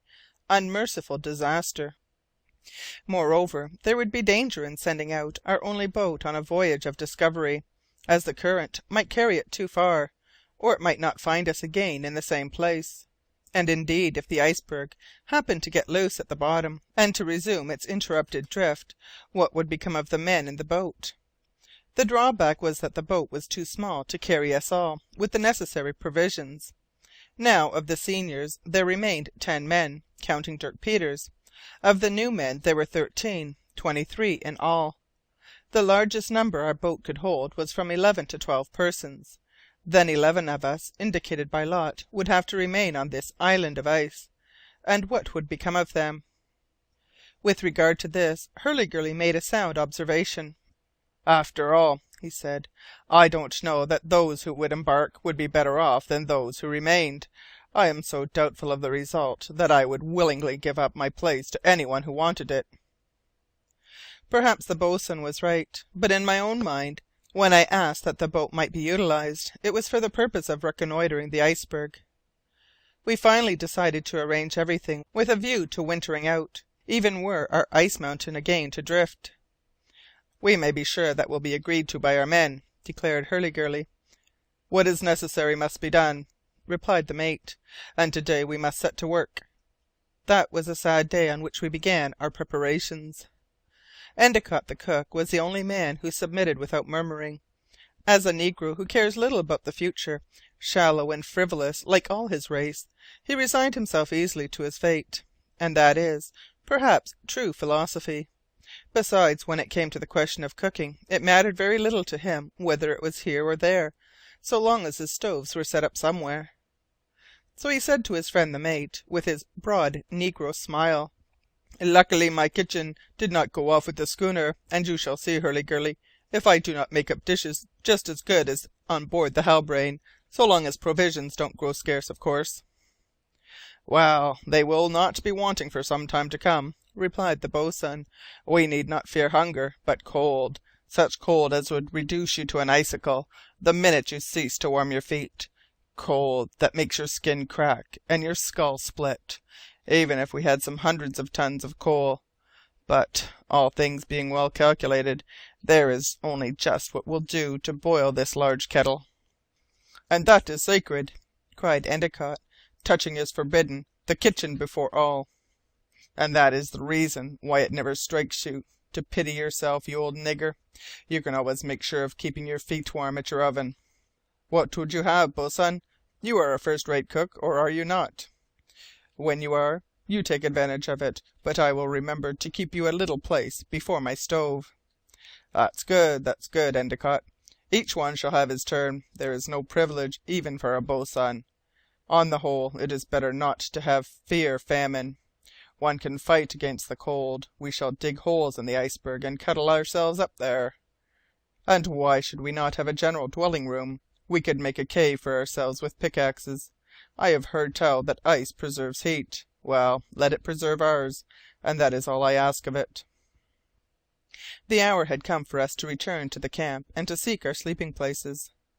Dirk Peters alone refused to be relieved of his duty as watchman of the boat, and nobody thought of disputing the post with him. Captain Len Guy and West did not enter the tent until they had made certain that Hearne and his companions had gone to their usual place of rest. I came back likewise and went to bed. I could not tell how long I had been sleeping, nor what time it was, when I found myself rolling on the ground after a violent shock. What could be happening? Was it another capsize of the iceberg? We were all up in a second, then outside the tents in the full light of a night in the polar regions. A second floating mass of enormous size had just struck our iceberg, which had hoisted the anchor, as the sailors say, and was drifting towards the south. An unhoped for change in the situation had taken place. What were to be the consequences of our being no longer cast away at that place? The current was now carrying us in the direction of the pole. The first feeling of joy inspired by this conviction was, however, succeeded by all the terrors of the unknown. And what an unknown! Dirk Peters was only entirely rejoiced that we had resumed the route which he believed would lead us to the discovery of traces of his poor Pym. Far other ideas occupied the minds of his companions. Captain Len Guy no longer entertained any hope of rescuing his countrymen, and having reached the condition of despair, he was bound by his duty to take his crew back to the north, so as to clear the Antarctic Circle while the season rendered it possible to do so. And we were being carried away towards the south. Naturally enough, we were all deeply impressed by the fearfulness of our position, which may be summed up in a few words. We were no longer cast away with a possible ship, but the tenants of a floating iceberg, with no hope but that our monster tenement might encounter one of the whaling ships whose business in the deep waters lies between the Orkneys, New Georgia, and the Sandwich Islands. A quantity of things had been thrown into the ice by the collision which had set our iceberg afloat, but these were chiefly articles belonging to the Halbrane. Owing to the precaution that had been taken on the previous day, when the cargo was stowed away in the clefts, it had been only slightly damaged. What would become of us? Had all our reserves been swallowed up in that grim encounter? Now, the two icebergs formed but one, which was travelling south at the rate of 2 miles an hour. At this rate 30 hours would suffice to bring us to the point of the axis at which the terrestrial meridians unite. Did the current which was carrying us along pass on to the pole itself, or was there any land which might arrest our progress? This was another question, and I discussed it with the boatswain. "Nobody knows, Mr. Jeorling," was Hurliguerly's reply. "If the current goes to the pole, we shall go there, and if it doesn't, we shan't. An iceberg isn't a ship, and it has neither sails nor helm. It goes as the drift takes it." "That's true, boatswain, and therefore I had the idea that if 2 or 3 of us were to embark in the boat—" "Ah, you still hold to your notion of the boat?" "Certainly, for if there is land somewhere, is it not possible that the people of the Jane—" "Have come upon it, Mr. Jeorling, at 4,000 miles from Tsalal Island?" "Who knows, boatswain?" "That may be, but allow me to say that your argument will be reasonable when the land comes in sight, if ever it does so. Our captain will see what ought to be done, and he will remember that time presses. We cannot delay in these waters, and, after all, the one thing of real importance to us is to get out of the polar circle before the winter makes it impassable." There was good sense in Hurliguerly's words. I could not deny the fact. During that day the greater part of the cargo was placed in the interior of a vast cave-like fissure in the side of the iceberg, where, even in the case of a second collision, casks and barrels would be in safety. Our men then assisted Endicott to set up his cooking stove between 2 blocks, so that it was firmly fixed, and they heaped up a great mass of coals close to it. No murmurs, no recriminations disturbed these labours. It was evident that silence was deliberately maintained. The crew obeyed the captain and West because they gave no orders but such as were of urgent necessity. But afterwards would these men allow the authority of their leaders to be uncontested? How long would the recruits from the Falklands, who were already exasperated by the disasters of our enterprise, resist their desire to seize upon the boat and escape? I did not think they would make the attempt, however, so long as our iceberg should continue to drift, for the boat could not outstrip its progress. But if it were to run aground once more, to strike upon the coast of an island or a continent, what would not these unfortunate creatures do to escape the horrors of wintering under such conditions? In the afternoon, during the hour of rest allowed to the crew, I had a second conversation with Dirk Peters. I had taken my customary seat at the top of the iceberg, and had occupied it for half an hour, being, as may be supposed, deep in thought, when I saw the half-breed coming quickly up the slope. We had exchanged hardly a dozen words since the iceberg had begun to move again. When Dirk Peters came up to me, he did not address me at first, and was so intent on his thoughts that I was not quite sure he saw me. At length he leaned back against an ice block and spoke. "Mr. Jeorling," he said, "you remember in your cabin in the Halbrane I told you the affair of the Grampus?" I remembered well. "I told you that Parker's name was not Parker, that it was Holt, and that he was Ned Holt's brother?" "I know, Dirk Peters," I replied, "but why do you refer to that sad story again?" "Why, Mr. Jeorling? Have you never said anything to anybody?" "Not to anybody," I protested. "How could you suppose I should be so ill advised, so imprudent, as to divulge your secret, a secret which ought never to pass our lips, a dead secret?" "Dead, yes, dead. And yet, understand me, it seems to me that, among the crew, something is known." I instantly recalled to mind what the boatswain had told me concerning a certain conversation in which he had overheard Hearne prompting Martin Holt to ask the half-breed what were the circumstances of his brother's death on board the Grampus. Had a portion of the secret got out, or was this apprehension on the part of Dirk Peters purely imaginary? "Explain yourself," I said. "Understand me, Mr. Jeorling. I'm a bad hand at explaining. Yesterday I have thought of nothing else since Martin Holt took me aside, far from the others, and told me that he wished to speak to me." "Of the Grampus?" "Of the Grampus, yes, and of his brother Ned Holt. For the first time he uttered that name before me. And yet we have sailed together for nearly 3 months." The half-breed's voice was so changed that I could hardly hear him. "It seemed to me," he resumed, "that in Martin Holt's mind, no, I was not mistaken, there was something like a suspicion." "But tell me what he said. Tell me exactly what he asked you. What is it?" I felt sure that the question put by Martin Holt, whatsoever its bearing, had been inspired by Hearne. Nevertheless, as I considered it well that the half-breed should know nothing of the sealing master's disquieting and inexplicable intervention in this tragic affair, I decided upon concealing it from him.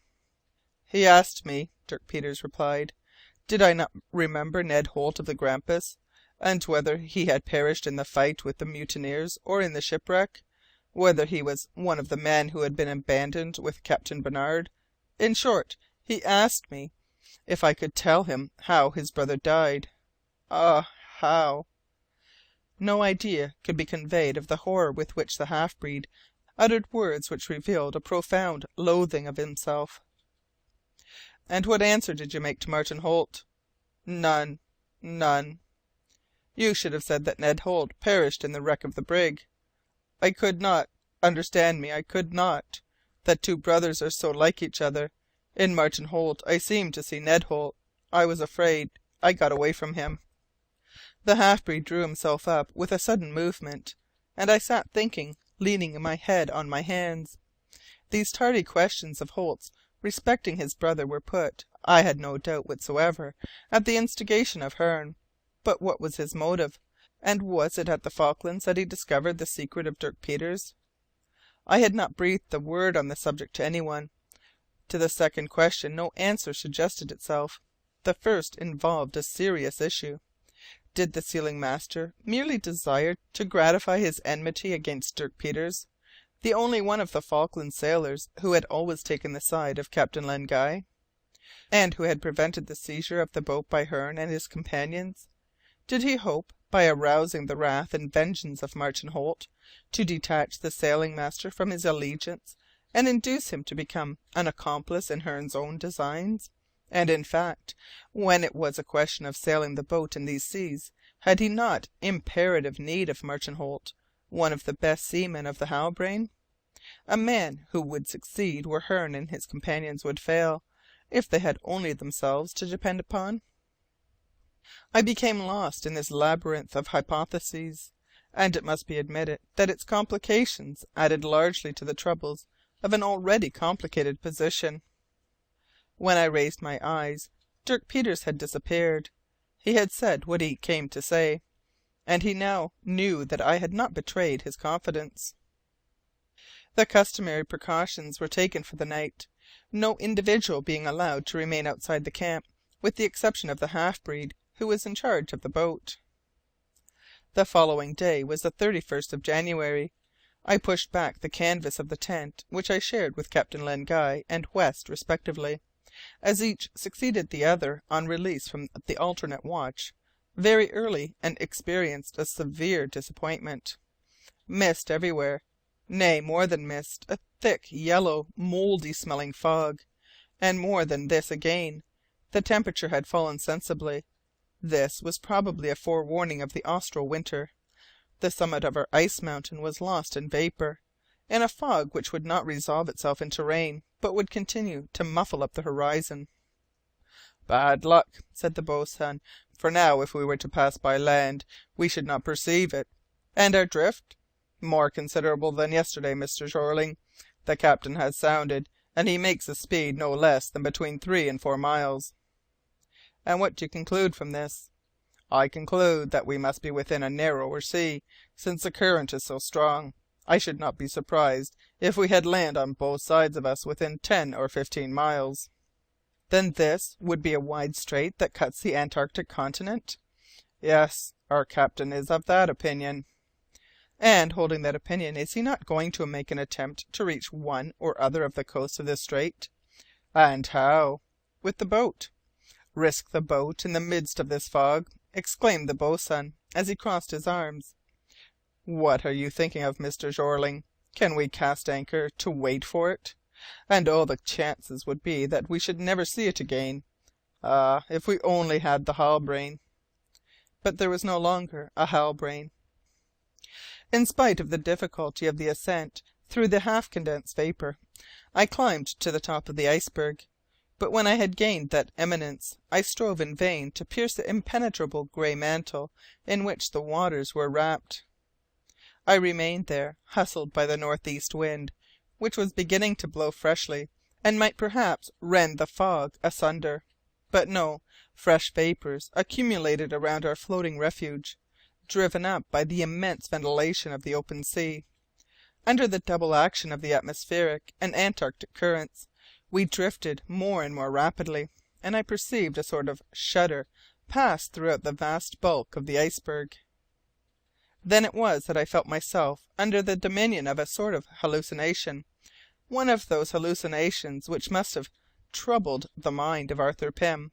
It seemed to me that I was losing myself in this extraordinary personality. At last I was beholding all that he had seen. Was not that impenetrable mist the curtain of vapours which he had seen in his delirium? I peered into it, seeking for those luminous rays which had streaked the sky from east to west. I sought it in its depths for that limitless cataract, rolling in silence from the height of some immense rampart lost in the vastness of the zenith. I sought for the awful white giant of the South Pole. At length reason resumed her sway. This visionary madness, intoxicating while it lasted, passed off by degrees, and I descended the slope to our camp. The whole day passed without a change. The fog never once lifted to give us a glimpse outside of its muffling folds, and if the iceberg, which had travelled 40 miles since the previous day, had passed by the extremity of the axis of the earth, we should never know it. End of chapter 20, part 3.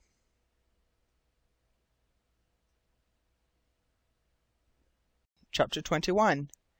Amid the Mists. So this was the sum of all our efforts, trials, and disappointments. Not to speak of the destruction of the Halbrane, the expedition had already cost 9 lives. From 32 men who embarked on the schooner our number was reduced to 23. How low was that figure yet to fall? Between the South Pole and Antarctic Circle lay 20 degrees, and those would have to be cleared in a month or 6 weeks at the most. If not, the iceberg barrier would be reformed and closed up. As for wintering in that part of the Antarctic Circle, not a man of us could have survived it. Besides, we had lost all hope of rescuing the survivors of the Jane, and the sole desire of the crew was to escape as quickly as possible from the awful solitudes of the south.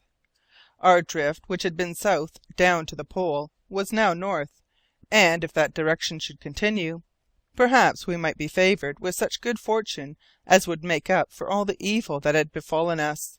In any case, there was nothing for it but, in familiar phrase, to let ourselves go.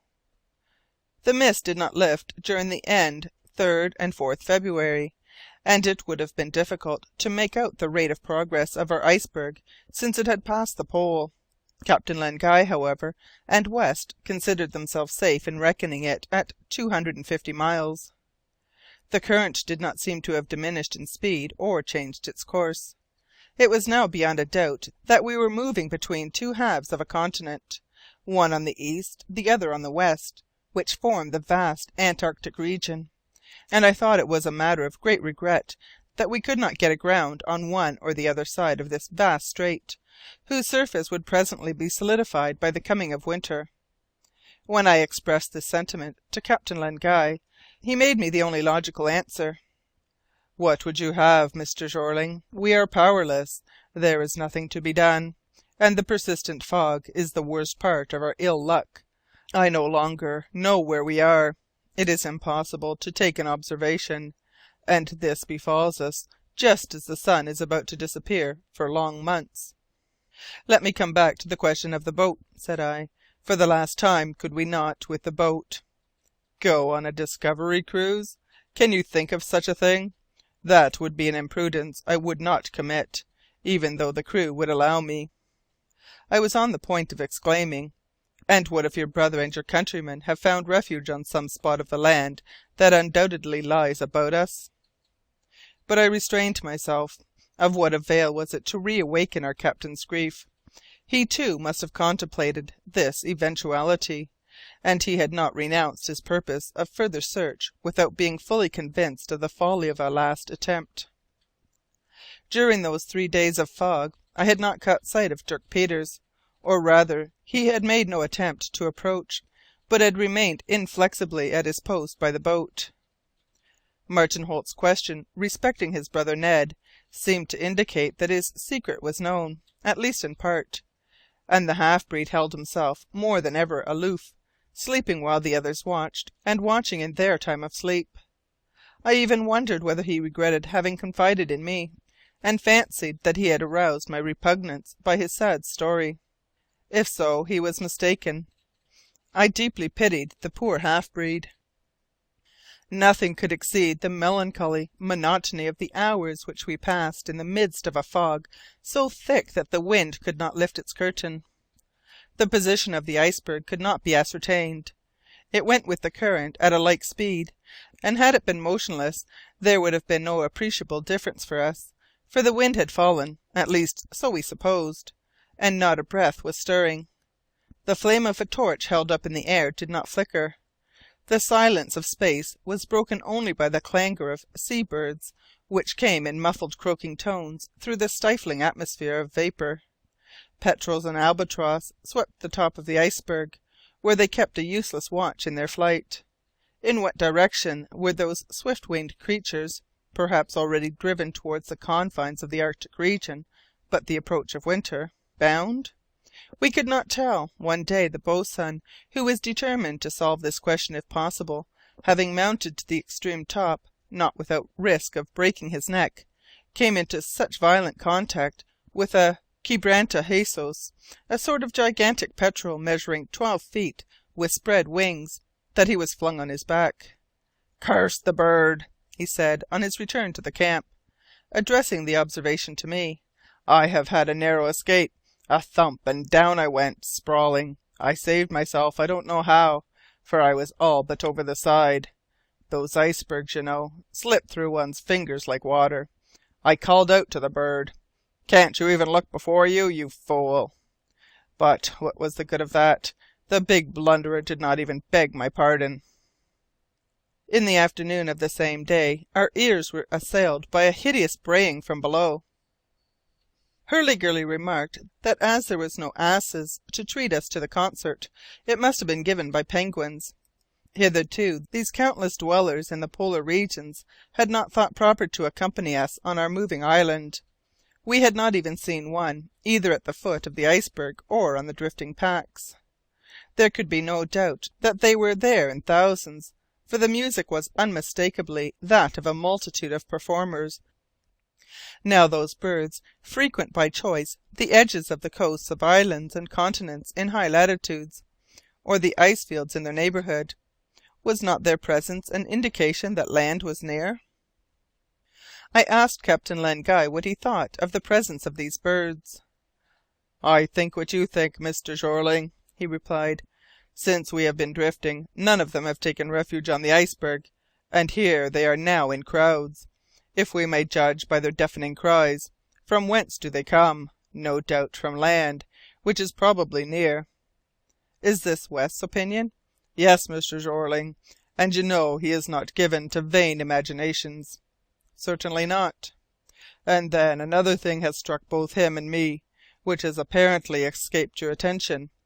It is that the braying of the penguins is mingled with a sound like the lowing of cattle. Listen, and you will readily distinguish it." I listened, and sure enough the orchestra was more full than I had supposed. "I hear the lowing plainly," I said. "There are, then, seals and walruses also in the sea at the base?" "That is certain, Mr. Jeorling, and I conclude from the fact that those animals, both birds and mammals, very rare since we left Tsalal Island, frequent the waters into which the currents have carried us." "Of course, captain, of course. Oh, what a misfortune it is that we should be surrounded by this impenetrable fog!" "Which prevents us from getting down to the base of the iceberg. There, no doubt, we should discover whether there are seaweed drifts around us. If that be so, it would be another sign." "Why not try, captain?" No, Mr. Jeorling, that might lead to falls, and I will not permit anybody to leave the camp. If land be there, I imagine our iceberg will strike it before long." "And if it does not?" "If it does not, how are we to make it?" I thought to myself that the boat might very well be used in the latter case, but Captain Len Guy preferred to wait, and perhaps this was the wiser course under our circumstances. At 8 o'clock that evening the half-condensed mist was so compact that it was difficult to walk through. The composition of the air seemed to be changed, as though it were passing into a solid state. It was not possible to discern whether the fog had any effect upon the compass. I knew the matter had been studied by meteorologists, and that they believe they may safely affirm that the needle is not affected by this condition of the atmosphere. I will add here that since we had left the South Pole behind, no confidence could be placed in the indications of the compass. It had gone wild at the approach to the magnetic pole, to which we were no doubt on the way. Nothing could be known, therefore, concerning the course of the iceberg. The sun did not quite set below the horizon at this period, yet the waters were wrapped in tolerably deep darkness at 9 o'clock in the evening, when the muster of the crew took place. On this occasion each man, as usual, answered to his name except Dirk Peters. The call was repeated in the loudest of Hurliguerly's stentorian tones. No reply. "Has nobody seen Dirk Peters during the day?" inquired the captain. "Nobody," answered the boatswain. "Can anything have happened to him?" "Don't be afraid," cried the boatswain. "Dirk Peters is in his element, and as much at his ease in the fog as a polar bear. He has got out of one bad scrape, he will get out of a second." I let Hurliguerly have his say, knowing well why the half-breed kept out of the way. That night none of us, I am sure, could sleep. We were smothered in the tents for lack of oxygen, and we were all more or less under the influence of a strange sort of presentiment, as though our fate were about to change, for better or worse, if indeed it could be worse. The night wore on without any alarm, and at 6 o'clock in the morning each of us came out to breathe a more wholesome air. the state of things was unchanged. The density of the fog was extraordinary. It was, however, found that the barometer had risen too quickly, it is true, for the rise to be serious. Presently other signs of change became evident. The wind, which was growing colder, a south wind since we had passed beyond the South Pole, began to blow a full gale, and the noises from below were heard more distinctly through the space swept by the atmospheric currents. At 9 o'clock the iceberg doffed its cap of vapour quite suddenly, producing an indescribable transformation scene which no fairy's wand could have accomplished in less time or with greater success. In a few moments the sky was clear to the extreme verge of the horizon, and the sea reappeared, illumined by the oblique rays of the sun, which now rose only a few degrees above it. A rolling swell of the waves bathed the base of our iceberg in white foam, as it drifted, together with a great multitude of floating mountains, under the double action of wind and current, on a course inclining to the north-northeast. "Land!" This cry came from the summit of the moving mountain, and Dirk Peters was revealed to our sight, standing on the outermost block, his hands stretched towards the north. The half-breed was not mistaken. The land this time! Yes, it was land. Its distant heights, of a blackish hue, rose within 3 or 4 miles of us. 86° 12' south latitude, 114° 17' east longitude. The iceberg was nearly 4 degrees beyond the Antarctic pole, and from the western longitudes that our schooner had followed tracing the course of the Jane, we had passed into the eastern longitudes. CHAPTER 22.